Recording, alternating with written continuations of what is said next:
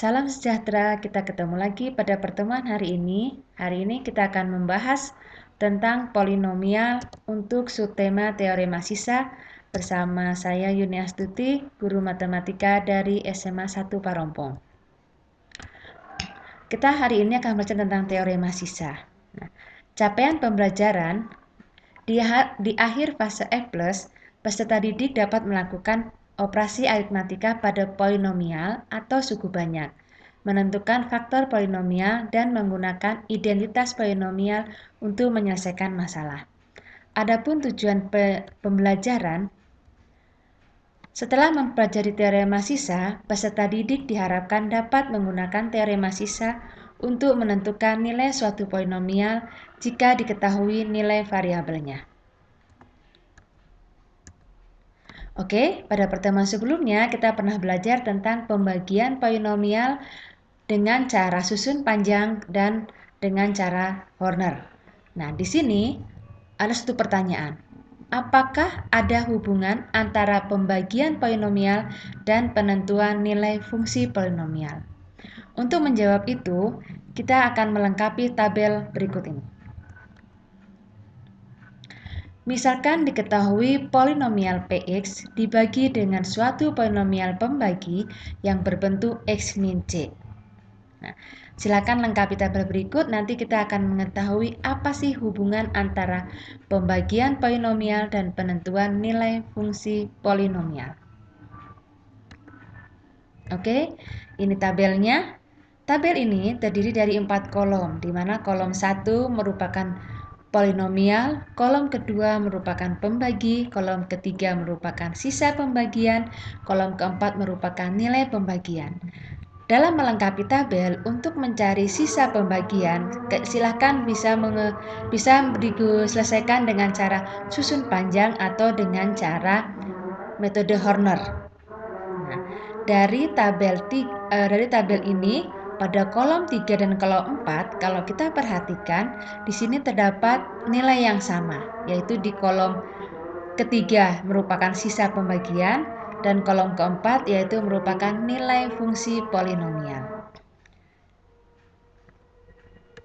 Nah, berdasarkan tabel tadi, kita masuk ke teorema sisa. Apa yang dimaksud dengan teorema sisa?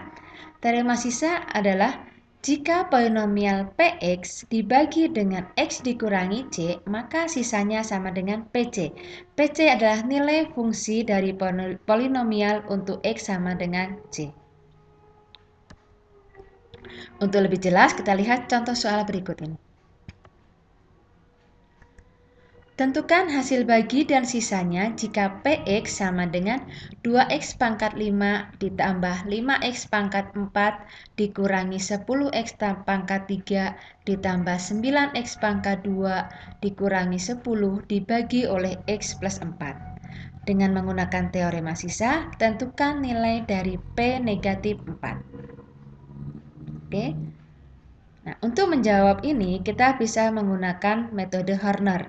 Untuk menggunakan metode Horner, yang kita perhatikan apakah pangkatnya sudah berurutan atau belum. Nah, jika kita lihat bentuk polinomial, ada satu variabel yang belum ada, yaitu X. Nah, berarti sebenarnya itu ada, tapi tersirat, sehingga kita bisa menuliskan menjadi 0X.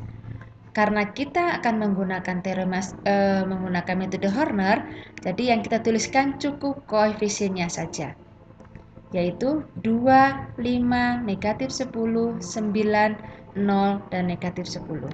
Kemudian dibagi dengan pembaginya negatif 4. Oke, dengan menggunakan metode Horner diperoleh sebagai berikut. Oke, 2 dikalikan negatif 4 dituliskan di bawah 5, kemudian dijumlahkan sehingga hasilnya negatif 3. Negatif 3 kita kalikan negatif 4, 12, dituliskan di bawah negatif 10, dijumlahkan hasilnya 2, dan seterusnya sampai selesai di negatif 10 tambah 16 sama dengan 6. Dari hasil ini kita bisa menyimpulkan hasil bagi atau Hx sama dengan 2x pangkat 4 dikurangi 3x pangkat 3 tambah 2x kuadrat tambah x dikurangi 4. Dan sisanya atau sisa pembagian adalah Sx sama dengan 6. Berdasarkan teorema sisa bahwa sisa pembagian sama dengan nilai fungsi polinomial untuk X sama dengan C. Maka nilai dari P negatif 4 sama dengan sisa. Sisanya berapa? Sisanya adalah 6. Sehingga nilai P negatif 4 sama dengan 6. Nah, inilah contoh penggunaan teorema sisa untuk menyelesaikan suatu masalah. Semoga apa yang dijelaskan bisa dipahami. Nah, berikut akan disajikan salah satu penggunaan teorema sisa dalam soal aplikatif. Di sini soalnya tentang berkunjung ke Candi Borobudur. Oke, kita ketahui Candi Borobudur adalah sebuah situs warisan dunia yang begitu megah yang mengundang para wisatawan untuk datang berkunjung ke Candi Borobudur. Oke, ini data dilansir dari Badan Pusat Statistik Kabupaten Magelang. Rata-rata banyak pengunjung Candi Borobudur tahun 2017 sampai 2019 adalah sekitar 320.000 tiap bulan. Nah, untuk lebih jelas, data ini disajikan dalam tabel grafik garis berikut. Nah, dari grafik garis ini kita bisa menentukan fungsi polinomial. Kita ketahui dari polanya. Kalau kita lihat dari pola grafik tadi, bahwa grafik tadi bisa merupakan fungsi polinomial berderajat 4. Sehingga fungsi polinomial berderajat 4 yang paling sesuai untuk memodelkan pola tersebut sebagai berikut. Y sama dengan 888,06 X pangkat 4 dikurangi 20.988 X pangkat 3 tambah 162.571 X kuadrat dikurangi 465.390 X ditambah 690.100. Dengan X adalah bulan dan Y adalah rata-rata banyaknya pengunjung di bulan tersebut. Dengan menggunakan model tersebut dan dengan menggunakan konsep teorema sisa, kita dapat memperkirakan banyaknya pengunjung di bulan Januari dan September. Oke, itu adalah salah satu contoh teorema sisa yang bisa kita gunakan dalam kehidupan sehari-hari.